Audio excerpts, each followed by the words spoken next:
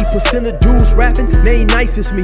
98% ain't live the same type of life as me. The judge gave me life and then they sent me where the life is be. That level 4 with depth and vice, the type of stuff they like to see.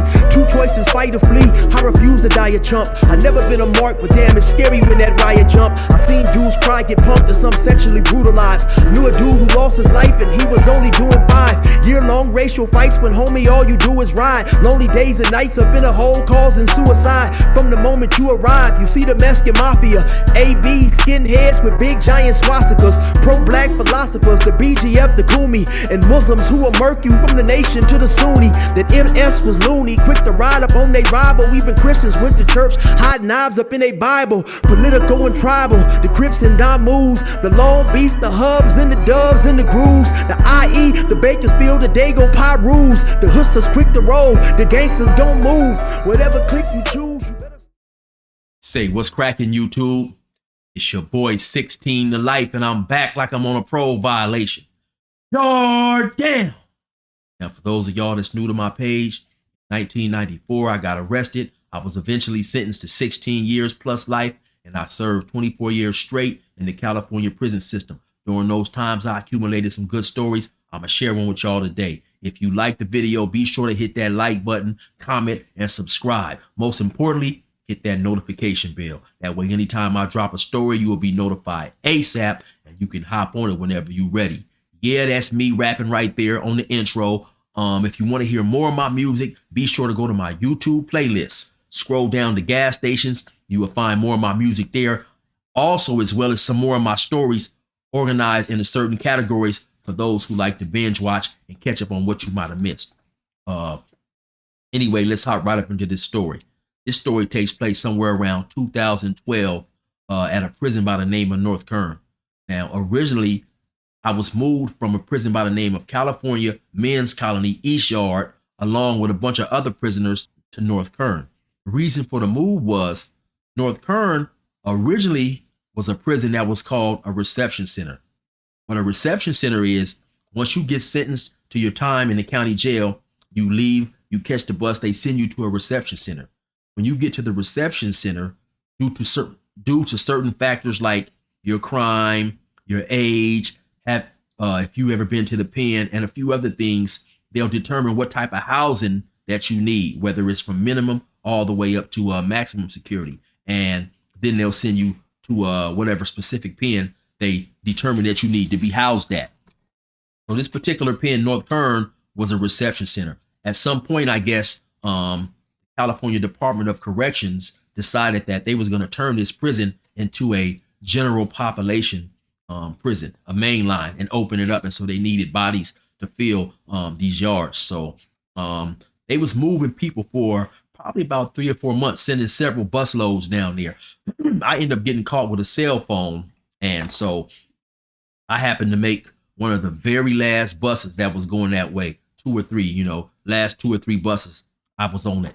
So when I get there, it's a gang of faces that I know from the other prison. It was so many people there.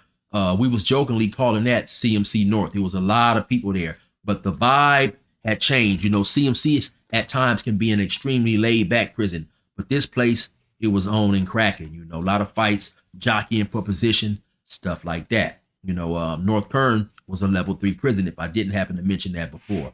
So once I get down there, I eventually get housed. I got a couple homies down there that I grew up with as well. And so I moved to that building to hang out with them, my homie Roscoe and the homie Deer Hunter.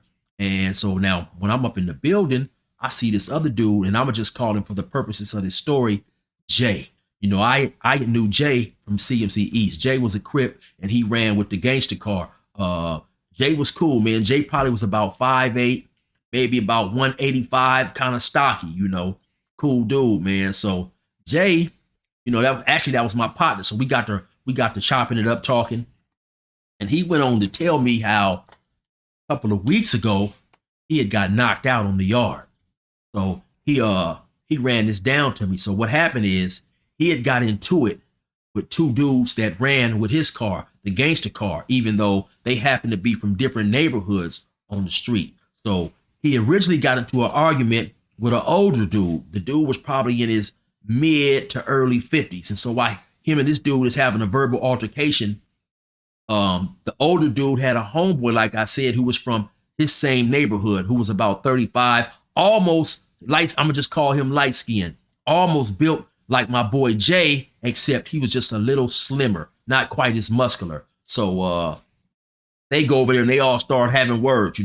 I forget what was the nature of the argument about, but they start having words. And so my boy Jay is telling them, I get with both y'all right now. It's whatever. So, the other two dudes, they start talking stuff and rah-rah. At some point in time, my boy Jay get angry and he pulled out a knife. Now, when he did that, big violation right there. You know what I'm saying? Unwritten rule, man, that a Crip not supposed to pull out a knife on another Crip. It was even worse that they was all from the same collective. So like I said, that was a major no-no, man. My boy Jay, if I didn't mention, he probably was in his mid 30s, and he probably definitely, knew better, but maybe his anger got the best of him or whatever. So anyway, I believe it was the next day, because at that time we either would get yard in the morning, and then the next day we would get yard in the evening. So in the afternoon. So we wouldn't get yard a full day all the time and stuff. So anyway, whenever the next yard was, of course, this incident gets back to their car, the gangster car. Now they had another dude, man, that I knew from CMC East, and he was pushing the line. So I'm gonna just call him the line pusher, man. He probably was about 5'11", maybe 6 feet, maybe about 185, kind of slim build. He had a nice basketball game, worked out, kind of cut up and stuff. At the other prison, he was real laid back. I believe he was a lifer as well.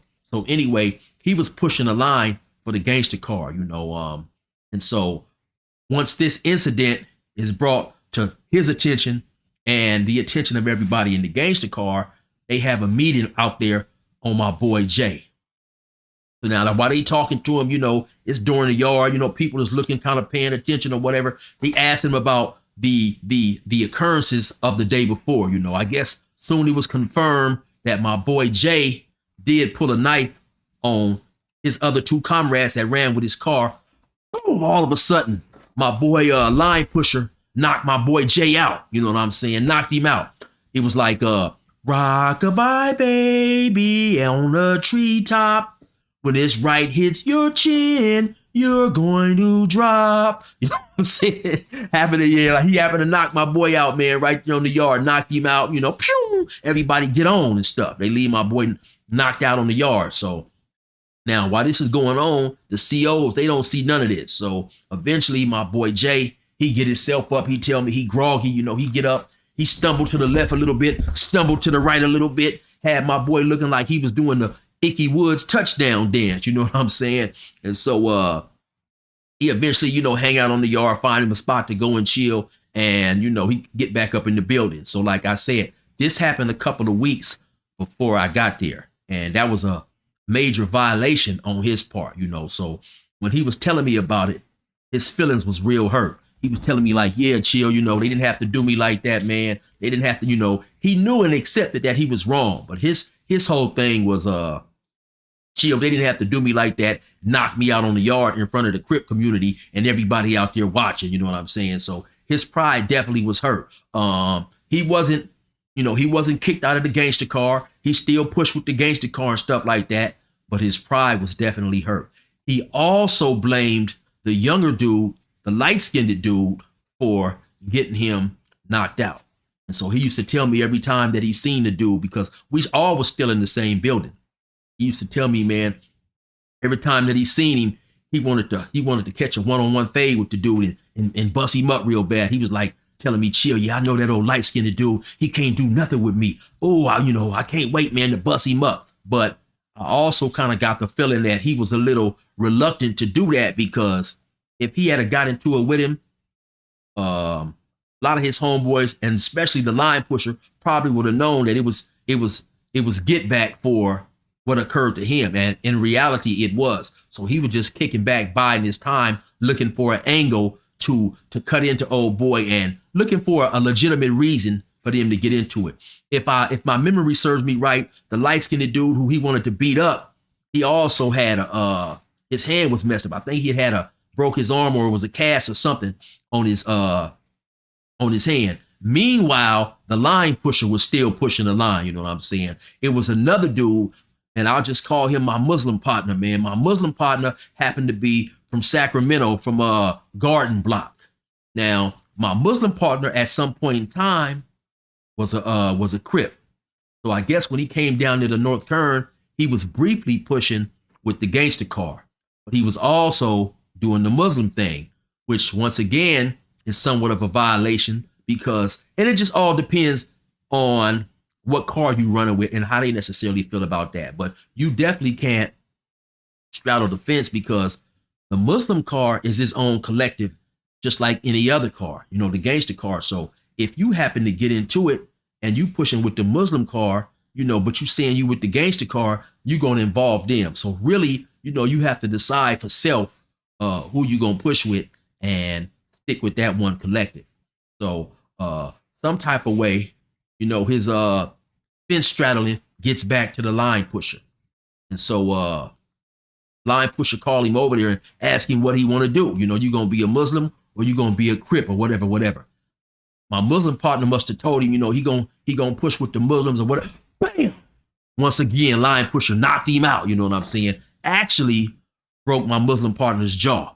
Now, that was the second time that my Muslim partner had his jaw broken. When I was at CMC, I worked in the hospital. The Muslim dude, he was up there. He was on another yard, but somebody had also broke his jaw. He had got into a fight, and my Muslim partner was maybe about 5'7", maybe about 150. Real cool dude, probably about 23, 24. Real cool dude, man. And you know, obviously though, he had a glass chin and poor eyesight, because he couldn't stop ducking that right. You know what I'm saying? He couldn't see how to get out of the way of that right hand when he was coming. You know what I'm saying? So, but like I say, the line pusher, he was pushing the line. Matter of fact, it reminds me also, I had went to the back to the, basically like the infirmary, whatever they call it. I forget the exact name, but it was like the doctor's office on the prison grounds. It happened to be me.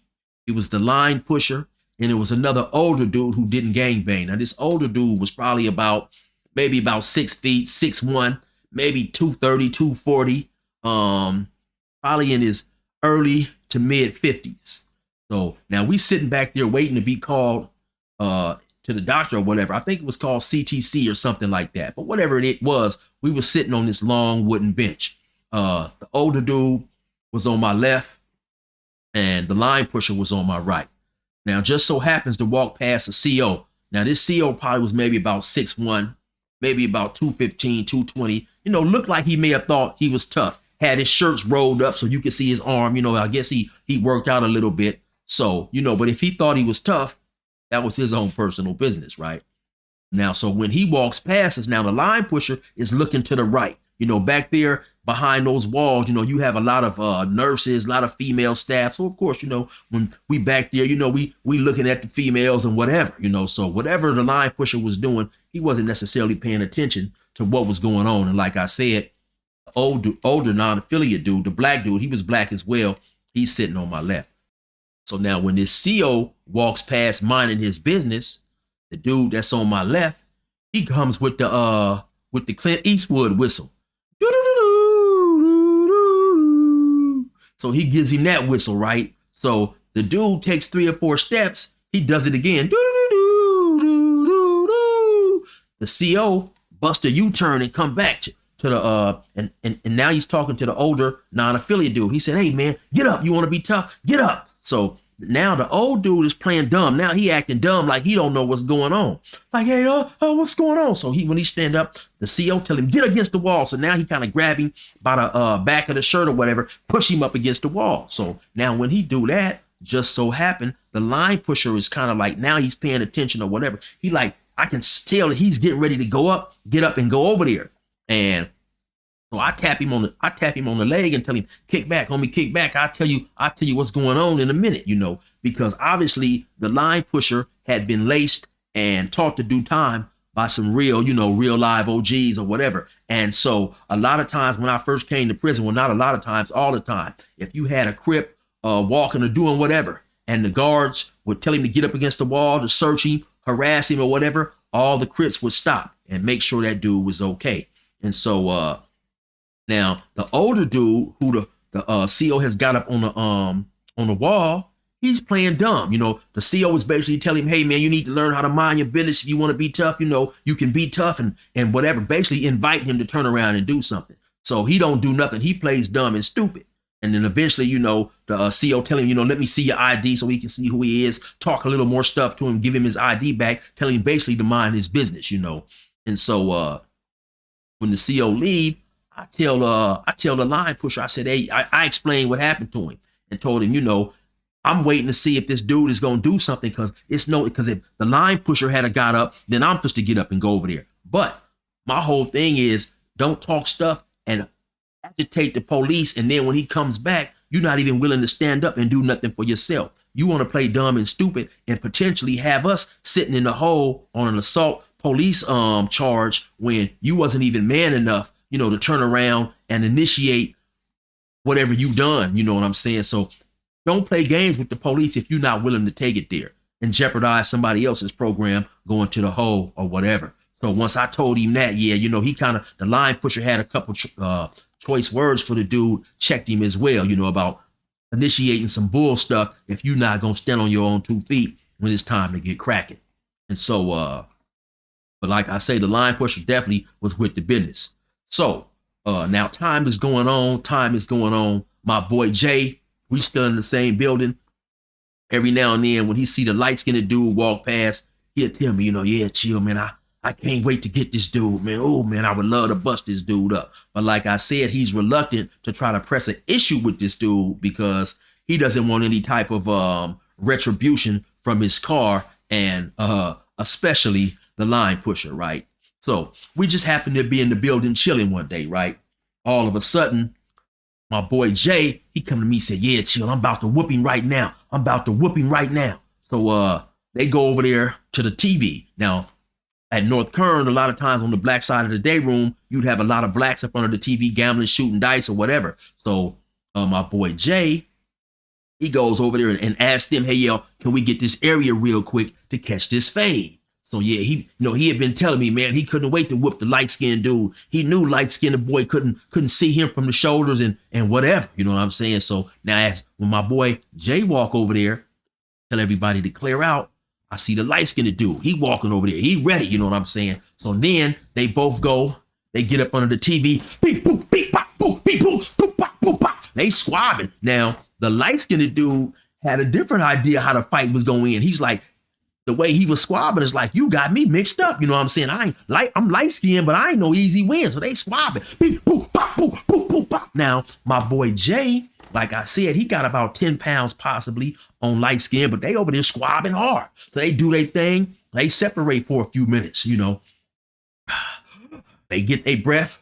You know, my boy Jay tell him to come back over there. They get up under the TV again. Beep, boop, pop, boop, beep, boop, pop, pop, nah, boop, beep, boop, pop. They squabbing. Like I say, the light-skinned dude ain't no chump. They have a pretty even match. They giving each other some hard blows. They squabble up real tough. You know what I'm saying? Once they finally get finished squabbing, they shake each other's hand and they get up, you know, they get up from under the TV. They get away, you know what I'm saying? COs don't see nothing. So my boy Jay, he come over there, he sit down by me, he huffing and puffing.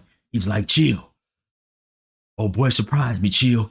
Yeah, he ain't soft. He gave me a good squabble, chill. He gave me a good squabble.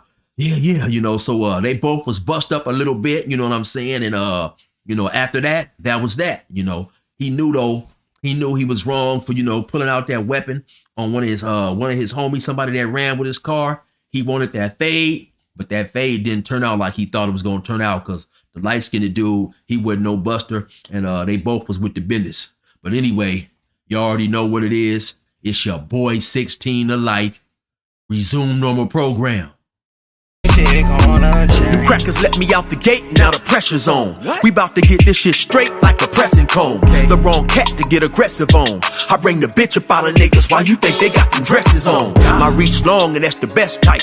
To have some dirty white boys come and smoke you like a meth pipe. And leave your chest bright red like a fire truck. Kicking your mom's door at night, nigga, and tie her up.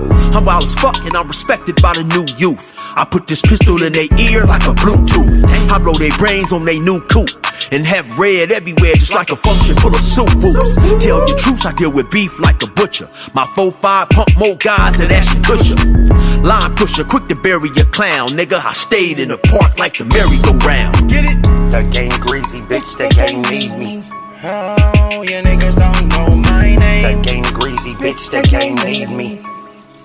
I'm out here doing my thing. The game greasy, bitch, the game need me. I swerve in my own lane. The game greasy, bitch, the game